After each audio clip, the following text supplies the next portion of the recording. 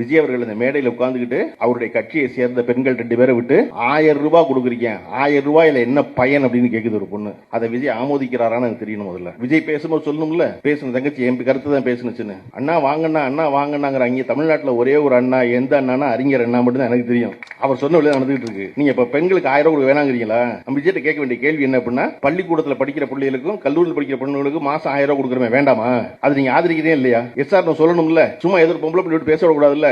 அப்ப இதை போன்ற விஷயங்களை என்ன நலன் பேசுகிறது எதிர்த்து வருகிற கட்சி அப்படிங்கிறது ரொம்ப முக்கியம். நம்முடைய நடிகர் விஜய் அவர்கள் சொல்றாரு, என் கட்சிக்காரர்களை யாருமே நான் பார்க்க முடியல, பெரிய தடையா இருக்காங்க. நீங்க முதல்ல உங்க வீட்டை விட்டு வெளியே வாங்க. அவ்வளவு பெரிய காம்பவுண்ட் கட்டி எப்படி கட்சிக்காரன் பார்ப்பான்? இந்த நாட்டில் கலைஞர் ஒருத்தர் இருந்தாரு, கடைசியில் ஒரு வீட்டுல இருந்தாரு. அந்த வீட்டுல ரோட்ல இருந்து எட்டி பார்த்தாலே கலைஞர் தெரிவாரு. மாறினாரா வீடு?